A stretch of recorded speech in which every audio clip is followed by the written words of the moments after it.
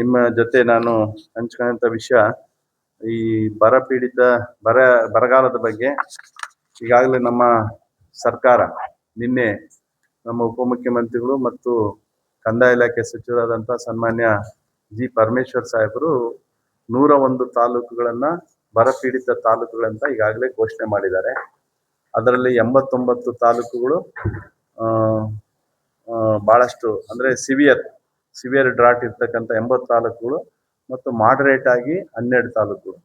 ಅದರಲ್ಲಿ ಚಿತ್ರದುರ್ಗ ಜಿಲ್ಲೆಗೆ ಸಂಬಂಧಿಸಿದಂತೆ 6 ತಾಲೂಕುಗಳಲ್ಲಿ 3 ತಾಲೂಕುಗಳನ್ನ ಘೋಷಣೆ ಮಾಡಿದ್ದಾರೆ. ಅದರಲ್ಲಿ ಹಿರಿಯೂರು, ಚಳ್ಳಕೆರೆ ಮತ್ತು ಹೊಸದುರ್ಗ ಮೂರು ಸಿವಿಯರ್ ಅಂತ. ಜೊತೆಗೆ ಇನ್ನು 3 ತಾಲೂಕುಗಳು ನಮ್ಗೆ ಬಿಟ್ಟು ಹೋಗಿದ್ದಾವೆ. ಅದ್ರ ಬಗ್ಗೆ ಇದು ಮತ್ತೆ ರಾಜ್ಯದಲ್ಲಿ ಇನ್ನು ಸುಮಾರು 175 ತಾಲೂಕುಗಳು ಬರಗಾಲಕ್ಕೆ ತುತ್ತಾಗಿದ್ದಾವೆ ಅಂತೇಳಿ ಸುಮಾರು 25 ಜಿಲ್ಲೆಗಳಂತ ಮಾಹಿತಿ. ಅದರಲ್ಲಿ ಈಗ ತಾತ್ಕಾಲಿಕವಾಗಿ ಅರ್ಜೆಂಟ್ ಆಗಿ ಇವಾಗ ಏನು 101 ತಾಲೂಕು ಆಗಿದೆ, ಅದಕ್ಕೆ ಯಾಕೆ 101 ತಾಲೂಕು ಇವಾಗ ಆಗಿದ್ದಾವೆ, ಇನ್ನುಳಿದಿದ್ದವು ಯಾವಾಗ ಆಗ್ತವೆ, ಏನಕ್ಕೋಸ್ಕರ ಅಂತೇಳಿ ನಾನು ಒಂದು ಸ್ವಲ್ಪ ನಿಮ್ಗೆ ಸ್ಪಷ್ಟನೆ ಕೊಡ್ತೀನಿ. ಏನು ನಮ್ಗೆ ಕೇಂದ್ರದಲ್ಲಿ ಕೃಷಿ ಮತ್ತು ರೈತ ಕಲ್ಯಾಣ ಇಲಾಖೆಯ ಸಚಿವಾಲಯದ ಪ್ರಕಾರ ಬರ ನಿರ್ವಹಣೆ ಕೈಪಿಡಿ ಅಂತ 2020ರಲ್ಲಿ ಮಾಡ್ತಾರೆ.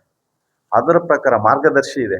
ಅದರ ಪೂರಕವಾಗಿ ನಮ್ಮ ರಾಜ್ಯದ ಪ್ರಕೃತಿ ವಿಕೋಪ ಉಸ್ತುವಾರಿ ಕೇಂದ್ರ ಇದೆ, ಅಂದ್ರೆ KSNDMC ಅಂತ.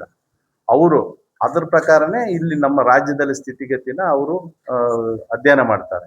ಅವ್ರು ಇದ್ರ ಪ್ರಕಾರ ಜೂನ್ 1ರಿಂದ ಇಲ್ಲಿವರೆಗೂ, ಜೂನ್ 1ರಿಂದ ಆಗಸ್ಟ್ 12ರವರೆಗೆ ಏನು ಮಳೆ ಆಯ್ತು ಈ ರಾಜ್ಯದಲ್ಲಿ, ಎಲ್ಲಾ ಜಿಲ್ಲೆಗಳಲ್ಲಿ 25 ಜಿಲ್ಲೆಗಳ ಬರಗಾಲ ಅಂತ ಏನ್ ಬಂದಿದೆ, 25 ಜಿಲ್ಲೆಗಳಲ್ಲಿ ಎಲ್ಲಾ ತಾಲೂಕುಗಳಲ್ಲಿ ಅವ್ರು ಅಧ್ಯಯನ ಮಾಡ್ತಾರೆ. ಏನ್ ಜೂನ್ 1ರಿಂದ ಆಗಸ್ಟ್ 12ರವರೆಗೆ ಮಳೆ ಏನ್ ಬಂತು, ಯಾವ್ಯಾವ ತಾಲೂಕಲ್ಲಿ ಎಷ್ಟು ಬಂತು ಅಂತ ಹೇಳಿ ಅವ್ರಿಗೇನು ಅವ್ರದೇ ಆದ ಒಂದು ಮಾಹಿತಿ ಇದೆ KSNDMC ಇಂದ. ಆ ಮಾಹಿತಿ ಪ್ರಕಾರ ಮಳೆ ಎಷ್ಟೆಷ್ಟಾಗಿದೆ ಅಂತೇಳಿ ಸಂಗ್ರಹ ಮಾಡ್ತಾರೆ. ಮೊದಲೇ ಹಂತದಲ್ಲಿ ಬಹಳಷ್ಟು ಮುಖ್ಯ ಅದು ಏನ್ ಬರ ಮೌಲ್ಯಮಾಪನ, ಅದು 3 ಹಂತಗಳಲ್ಲಿ ಇರ್ತದೆ. ಅದರಲ್ಲಿ ಮೊದಲೇ ಹಂತನೇ ಕಡ್ಡಾಯ ಸೂಚ್ಯಗಳ ಮೌಲ್ಯಮಾಪನ ಅಂತ. ಕಡ್ಡಾಯ ಸೂಚ್ಯಗಳ ಅಸೆಸ್ಮೆಂಟ್ ಆಫ್ ಮ್ಯಾಂಡೇಟರಿ ಇಂಡಿಕೇಟರ್ಸ್, ಅಂದ್ರೆ ಕಡ್ಡಾಯವಾಗಿ ಯಾವ್ದು ಮಾಡ್ಬೇಕು. ಅದರಲ್ಲಿ ಮೊದಲೇದು ಮಳೆದು, ಏನು ಮಳೆ ಕೊರತೆ ಎಷ್ಟಿದೆ, ರೈನ್ಫಾಲ್ ಡಿವಿಯೇಷನ್ ಎಷ್ಟಿದೆ ಅಂತ. ನೆಕ್ಸ್ಟ್ ಡ್ರೈ ಸ್ಪೆಲ್ ಅಂತ. ಡ್ರೈ ಸ್ಪೆಲ್ ಆಧಾರವಾಗಿ ಇಟ್ಕೊಂಡು ಇವೆರಡು ಮೇನ್ ಫಸ್ಟ್ ಆಗಿ. ಅದರಲ್ಲಿ ತಗೊಂಡಾಗ ನಮ್ದು ರೈನ್ಫಾಲ್ ಡಿವಿಯೇಷನ್ ತಗೊಂಡಾಗ ನಮ್ಮ ಜಿಲ್ಲೆನಲ್ಲಿ ಯಾವುದು ಬರಲ್ಲ, ಅಂದ್ರೆ ಮಳೆ ಏನಿದೆಯಲ್ಲ 60% ಕಡಿಮೆ ಇರಬೇಕು. ಏನು ವಾಡಿಕೆ ಮಳೆ ಇರ್ತದೆ, ವಾಡಿಕೆ ಮಳೆಗೆ 60% ಕಡಿಮೆ ಇರಬೇಕು. ಅವಾಗ ಡೈರೆಕ್ಟ್ ಆಗಿ ಬರಗಾಲ ಅಂತ ಡಿಕ್ಲೇರ್ ಮಾಡ್ಬಿಡ್ತಾರೆ. ಸೊ ಅದು ಬರಲ್ಲ ನಮ್ಮಲ್ಲಿ. ಯಾಕಂದ್ರೆ ಎಲ್ಲಾ ತಾಲೂಕುಗಳು ನೋಡಿದಾಗ ನೋಡ್ರಿ, ಆಗಸ್ಟ್ 12ರವರೆಗೆನೆ ಇಲ್ಲಾಗ್ಲೇ ಚಿತ್ರದುರ್ಗದ್ದು ಚಳ್ಳಕೆರೆದು 199 ಮಿಲಿಮೀಟರ್ ಇದೆ, ಚಿತ್ರದುರ್ಗದ್ದು 242 ಇದೆ, ಆಮೇಲೆ ಹಿರಿಯೂರ್ದು 137 ಇದೆ, ಆಮೇಲೆ 225 ಹೊಳಲ್ಕೆರೆದಿದೆ, 186 ಹೊಸದುರ್ಗದ್ದಿದೆ, 214 ಮೊಳಕಾಲ್ಮೂರದಿದೆ. ಇವ್ಯಾವು ಕೂಡ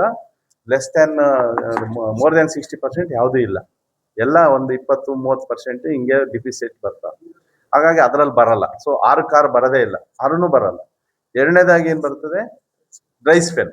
ಆ ಡ್ರೈ ಸ್ಪೆಲ್ ಅಲ್ಲಿ ಏನ್ ಕಂಟಿನ್ಯೂಸ್ ಆಗಿ 3 ವಾರ ಮಳೆನೇ ಬಂದಿರಬಾರ್ದು. ಆ ತರ ಇದರಲ್ಲಿ ಈಗಾಗಲೇ ನೋಡಿ ಚಳ್ಳಕೆರೆನಲ್ಲಿ ಮೊದಲೇ ವಾರದಲ್ಲಿ ಜೂನ್ ಇಂದ ಆಗಸ್ಟ್ ವರೆಗೆ ತಗೋತಾರೆ. ಅಂದ್ರೆ ಯಾವ ವಾರದಲ್ಲಿ ಆಗಿರ್ಬೋದು, ಜೂನ್, ಜುಲೈ, ಆಗಸ್ಟ್ 3 ತಿಂಗಳಲ್ಲಿ ಯಾವ್ದಾದ್ರೂ 3 ವಾರ ಕಂಟಿನ್ಯೂಸ್ ಆಗಿ ಡ್ರೈ ಸ್ಪೆಲ್ ಇರ್ತದೆ. ಅದರಲ್ಲಿ ಚಳ್ಳಕೆರೆ ಫಿಟ್ ಆಗ್ತದೆ 0.9, 2.7, 2.6, 0.9 ಅಂತ ಒಂದೊಂದು ವಾರಕ್ಕೆ ಅವ್ರು ಹಾಕಿರೋದು. ನೆಕ್ಸ್ಟ್ ಅದೇ ನೋಡ್ರಿ ಚಿತ್ರದುರ್ಗ ತಗೊಂಡಾಗ ಅದೇ ಸಂದರ್ಭದಲ್ಲಿ ಅವ್ರಿಗೆ 7.9, 14.3, 2.7 ಹಿಂಗೆ ಜಾಸ್ತಿ. ಅದೇ ಮತ್ತೆ ನಾವು ಹಿರಿಯೂರಿಗೆ ಬಂದಾಗ ಕಡಿಮೆ ನೋಡ್ರಿ, ಅಲ್ಲಿ 2.1, 1.3, 2.8 ಈ ತರ, <5, 3 ಹಿಂಗೆಲ್ಲ ಬರ್ತಿದೆ. ನೆಕ್ಸ್ಟ್ ನೋಡಿ ಇದು ಹೊಸದುರ್ಗ 4.2, 3.7, 2.5, 3.6.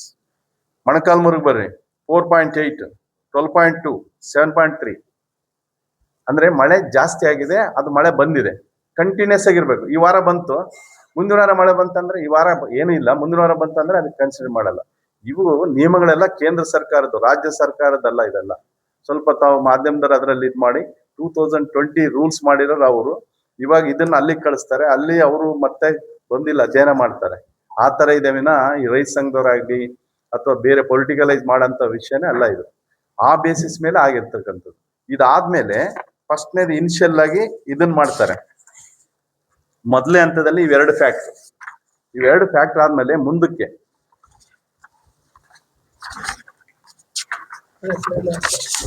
ಮುಂದೆ ಎರಡನೇ ಹಂತ ಏನಪ್ಪಾ ಅಂದ್ರೆ, ಈಗ ಮೊದಲೇ ಹಂತದಲ್ಲಿ ನಾವು ಕಡ್ಡಾಯ ಸೂಚ್ಯಂಕಗಳು ಎರಡು, ಒಂದು ರೈನ್ಫಾಲ್ ಡಿವಿಯೇಷನ್ ಮತ್ತೆ ಡ್ರೈ ಸ್ಪೆಲ್ ಎರಡು ಮೊದಲೇ ಹಂತದಲ್ಲಿ ಕಡ್ಡಾಯ ಸೂಚ್ಯಂಕಗಳಂದ್ರೆ ಇವೆರಡು.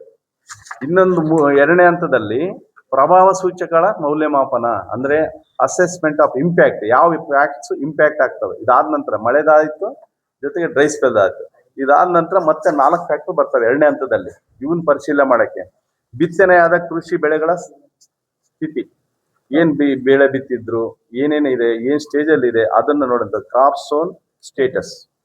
ಅಗೈನ್ ಉಪಗ್ರಹ ಆಧಾರಿತ ಸಸ್ಯವರ್ಗ ಸೂಚ್ಯಂಕ, ಸೆಟಲೈಟ್ ಬೇಸ್ಡ್ ವೆಜಿಟೇಷನ್ ಇಂಡಿಸಿಸ್ ಅಂತ ಹೇಳಿ ಸೆಟಲೈಟ್ ಅಲ್ಲಿ ತಗೋತಾರ ಇದದ್ದೆಲ್ಲ ಮಾಹಿತಿ, ಏನೇನ್ ಬೆಳೆಗಳಿದೆ ಸೆಟಲೈಟ್ ಅಲ್ಲಿ ತಗೋತಾರೆ.